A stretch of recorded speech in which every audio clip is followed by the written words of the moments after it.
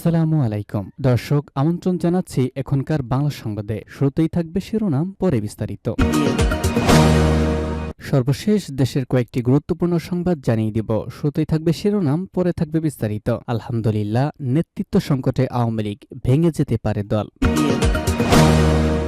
এরপরে জানাবো, বিএনপিতে আওয়ামী লীগ পন্থীরা, বঞ্চিতদের বিক্ষোভ। এরপরে জানিয়ে দিব, র্যাব বিলুপ্তির সুপারিশ এইচআরডব্লিউ এর। আরও রয়েছে, ইউরোপীয় ইউনিয়ন নির্বাচনের জন্য সব রকম সহায়তার আশ্বাস দিয়েছে বলছে সিইসি। এবং সর্বশেষ জানিয়ে দিব, শিক্ষা প্রতিষ্ঠানগুলো জামাতিকরণ করা হয়েছে বললেন রুহুল কবির রিজভী। ভিউয়ার্স, শুনছিলেন সংবাদ শিরোনাম, এবারে বিস্তারিত। নেতৃত্ব সংকটে আওয়ামী লীগ, ভেঙে যেতে পারে দল। আওয়ামী লীগ রাজনৈতিক দল হিসেবে ভাবমূর্তি ও নেতৃত্ব সংকটের মুখোমুখি। এই অবস্থায় শেখ হাসিনা ছাড়া দল পুনর্গঠন চ্যালেঞ্জিং। এমনকি আওয়ামী লীগ ভেঙে অন্য দল গঠন হতে পারে। আজ কাতার ভিত্তিক সংবাদ মাধ্যম আল জাজিরার এক প্রতিবেদনে তথ্য জানানো হয়েছে। প্রতিবেদনে বলা হয়েছে, জাহাঙ্গীরনগর বিশ্ববিদ্যালয়ের রাষ্ট্রবিজ্ঞানের বিশ্লেষক এবং অধ্যাপক আল মাসুদ হাসানুজ্জামান বলেছেন, ভাবমূর্তি ক্ষুণ্ণ ও নেতৃত্ব সংকটের মুখোমুখি আওয়ামী লীগ। এই অবস্থায় আওয়ামী লীগে অভ্যন্তরীণ বিভাজন দেখা দিতে পারে। তিনি বলেন, হাসিনা নির্বাসন বা প্রত্যাবর্তনের সাথে পরিচিত অপরিচিত নন, তবে এবারে প্রত্যাবর্তন অনেক কঠিন হয়ে যাবে।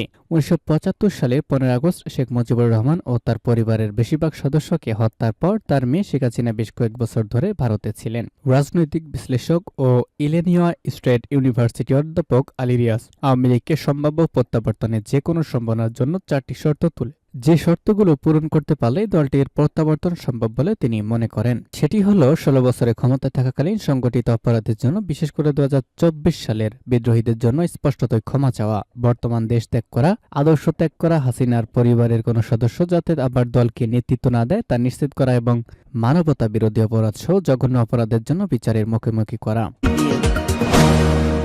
বিএনপির কমিটিতে আওয়ামী লীগ পন্থীরা, বঞ্চিতদের বিক্ষোভ। মৌলভীবাজারের বিভিন্ন ইউনিটে বিএনপির আহ্বায়ক কমিটিতে আওয়ামী লীগ দর্শকদের স্থান দেওয়া হয়েছে বলে অভিযোগ উঠেছে। এ নিয়ে তৃণমূল নেতাকর্মীর মধ্যে ক্ষোভ বিরাজ করছে। গতকাল সদর উপজেলা ও পৌর বিএনপির আহ্বায়ক কমিটি প্রত্যাখ্যান করে আওয়ামী লীগ দর্শকদের বাদ দেওয়ার দাবিতে বিক্ষোভ মিছিল করেছেন পদবঞ্চিত নেতা ও তাদের অনুসারীরা। বিক্ষোভ মিছিল শেষে জেলা সদরের চৌমোহনা এলাকায় সমাবেশ আয়োজন করা হয়। এ সময় বিভিন্ন ইউনিয়ন ও ওয়ার্ড থেকে আগত বিএনপি নেতাদের মধ্যে উপস্থিত ছিলেন পৌর বিএনপি সাবেক যুগ্ম সাধারণ সম্পাদক আবুল কালাম আজাদ সহ আরও অনেকে। এদিকে রাজনগর উপজেলার 8টি ইউনিয়নে বিএনপির আহ্বায়ক কমিটি ঘোষণা করা হয়েছে। কমিটি ঘোষণার পর উপজেলার টিংরা ইউনিয়নের পদবঞ্চিতরা বিক্ষোভ মিছিল করেছেন। এছাড়া ত্যাগীদের বাদ দিয়ে আওয়ামী লীগের সুবিধাভোগীদের পদ দেওয়া হয়েছে দাবি করেন ওই উপজেলার সব ইউনিয়নের নেতাকর্মীরাই।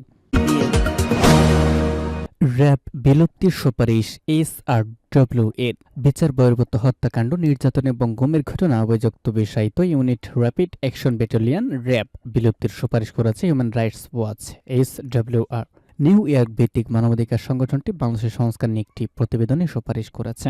After the monsoon relations, a roadmap to lasting security sector reform in Bangladesh শিরোনামের প্রতিবেদনে বলা হয়েছে, শুধু রাজনৈতিক উদ্দেশ্যে অপব্যবহার রোধই নয়, নিরাপত্তা বাহিনী যাতে পরবর্তী সরকারের দমন পীড়নের হাতিয়ার না হয় তা নিশ্চিত করতে এখনই র্যাবের বিলুপ্তি ঘটানো জরুরি। প্রতিবেদনে আশঙ্কা করা হয়, বাংলাদেশে দ্রুত ও কাঠামোগত সংস্কার ছাড়া অন্তর্বর্তী সরকারের কষ্টার্জিত অগ্রগতি থমকে যেতে পারে।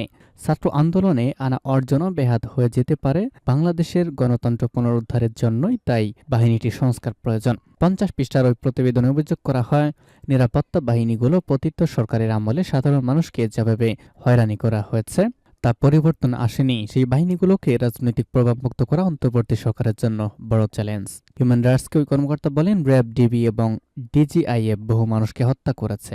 10 থেকে 11 বছরের ক্যারিয়ার আমি নিজে এসব কাণ্ড করতে দেখেছি। এসব অভিযোগ সত্য। র্যাব এসব কাণ্ড ঘটাতে কখনো পুলিশ হেডকোয়ার্টার, স্বরাষ্ট্র মন্ত্রণালয়, এমনকি স্বরাষ্ট্রমন্ত্রীকেও জানাতো না। ইউরোপীয় ইউনিয়ন নির্বাচনের জন্য সব রকম সহায়তার আশ্বাস দিয়েছে বলছেন সিইসি। আগামী নির্বাচন সুষ্ঠু করার সব রকম প্রস্তুতি নেওয়া হবে বলে জানিয়েছেন প্রধান নির্বাচন commissioner CEC am Nasir Uddin.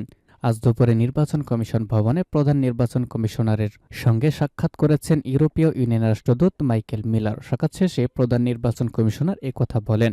CC বলেন, আলোচনায় ইউরোপীয় ইউনিয়ন জানতে চেয়েছিলেন আমাদের পরবর্তী গণতান্ত্রিক উত্তরণের জন্য যে নির্বাচনটা হবে সেখানে কিভাবে আমরা প্রস্তুতি নিচ্ছি, ভোটার তালিকার প্রস্তুতি নিতে শুরু করে অন্যান্য যেসব প্রস্তুতি আছে তার টাইমলাইন কী রকম হবে। আরও বলেছে, বাংলাদেশের এই অগ্রযাত্রায় তারা সাহায্য করতেও সব ধরনের সহায়তা দিতে প্রস্তুত। তারা চান একটা গণতান্ত্রিক উত্তরণ হোক। এই পথে আমাদের যত রকম সহায়তা দরকার তারা আমাদের দিবে এবং আমাদের সঙ্গে থাকবে। তিনি আরো বলেন, ইউরোপীয় ইউনিয়ন লোক পাঠাবে, আমাদের প্রয়োজনীয় কি দরকার তার উপর নির্ধারণ হবে আমাদের কোথায় কোথায় সাহায্য করতে পারে। এছাড়া ইউরোপীয় ইউনিয়ন আগ্রহ প্রকাশ করেছে তারা পর্যবেক্ষণ হিসেবে থাকবে আমরা যদি অনুরোধ করি।